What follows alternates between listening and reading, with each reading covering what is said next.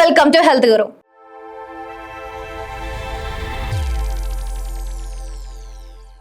తక్కువ తింటే ఎక్కువ కాలం బ్రతుకుతారా? ఆరోగ్యంగా జీవించాలంటే ఈ గోల్డెన్ రూల్ తప్పనిసరి. మనలో చాలా మంది బాగా తింటేనే ఆరోగ్యం బాగుంటుంది అని అనుకుంటుంటారు. కానీ ప్రపంచవ్యాప్తంగా వైద్య నిపుణులు, పోషకాహార నిపుణులు చెప్తున్న ఒక ఆసక్తికరమైన విషయం ఏంటంటే తక్కువ తినండి కానీ సరైన ఆహారం తినండి, అప్పుడు ఆరోగ్యం మీ సొంతం అని అంటారు. అసలు ఎందుకు తక్కువ తినమంటారు? ఆకలిగా ఉండాలా? డైటింగ్ చేయాలా? లేక పొట్ట నిండా తినడం నిజంగానే ప్రమాదమా? ఈ వీడియోలో ఈట్ లెస్ లివ్ బెటర్ అనే గోల్డెన్ రూల్ వెనుక ఉన్న సైన్స్, దాని ప్రయోజనాలు ఎలా పాటించాలో పూర్తి వివరంగా తెలుసుకుందాం. మనం ఎందుకు ఎక్కువ తింటున్నాం? ఈ రోజుల్లో ఆహారం అవసరానికి కాదు, అలవాటుకు. బోర్ కొట్టినా, టెన్షన్ వచ్చినా, సంతోషం వచ్చినా తినే పరిస్థితి వచ్చింది. టీ తాగితే బిస్కెట్లు, సినిమా చూస్తే చిప్స్, రాత్రి ఆలస్యంగా ఫుడ్ ఆర్డర్. మన శరీరానికి అవసరమైన దానికంటే ఎక్కువ క్యాలరీలు వెళ్ళిపోతున్నాయి. దీనివల్ల బరువు పెరగడం మాత్రమే కాదు, మధుమేహం, బీపీ, ఫ్యాటీ లివర్, గుండె సమస్యలు కూడా పెరుగుతున్నాయి. ఈట్ లెస్ అంటే అసలు ఏంటి? దీని అర్థం ఏంటి? చాలా మంది తక్కువ తినడం అంటే ఆకలితో ఉండటం అనుకుంటారు. అది పూర్తిగా తప్పు. ఈట్ లెస్ అంటే శరీరానికి ఎంత అవసరమో అంత మాత్రమే తినడం.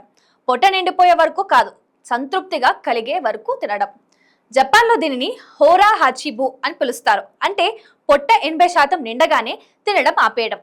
ఈ అలవాటు వల్ల అక్కడ ప్రజల్లో ఎక్కువ మంది 100 ఏళ్లకు పైగా ఆరోగ్యంగా జీవిస్తున్నారని పరిశోధకులు చెప్తున్నాయి. ఇక తక్కువ తినడం వల్ల కలిగే ప్రయోజనాలు ఏంటంటే, మొదటిది బరువు నియంత్రణ.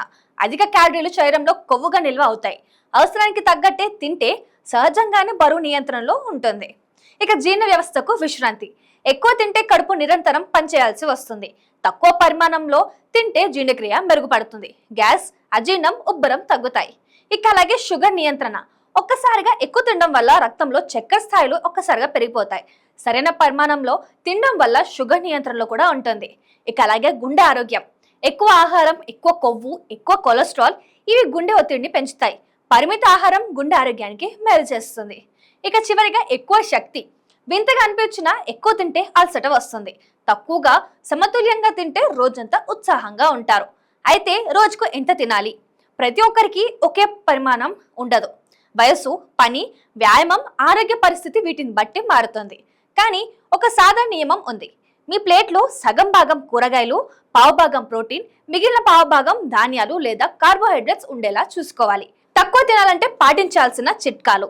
భోజనం నెమ్మదిగా చేయండి. టీవీ చూస్తూ తినొద్దు. ప్రతి ముద్దను బాగా నమలండి. భోజనం ముందు ఒక గ్లాస్ నీళ్ళు తాగండి. చిన్న ప్లేట్ వాడండి. రాత్రి భోజనం తేలికగా చేయండి. ప్రాసెస్డ్ ఫుడ్స్ తగ్గించుకోండి. పండ్లు, కూరగాయలు ఎక్కువగా తినండి. అయితే ఆకలి వేస్తే ఏం చేయాలి?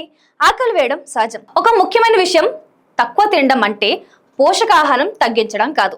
శరీరానికి కావలసిన ప్రోటీన్లు, విటమిన్లు, మినరల్స్, ఫైబర్ అన్ని సరిపడగా ఉండాలి. లేకపోతే బలహీనత వచ్చే అవకాశం ఉంటుంది. ఇక ఆరోగ్యంగా ఉండాలంటే ఖరీదైన డైట్ ఒక్కటే అవసరం లేదు. చిన్న మార్పులు చాలు. పొట్ట నిండా కాకుండా అవసరమైనంత మాత్రమే తినండి. ఎక్కువ నీళ్లు తాగండి. ప్రతిరోజు కొంత వ్యాయామం చేయండి. మంచిగా నిద్రపోండి.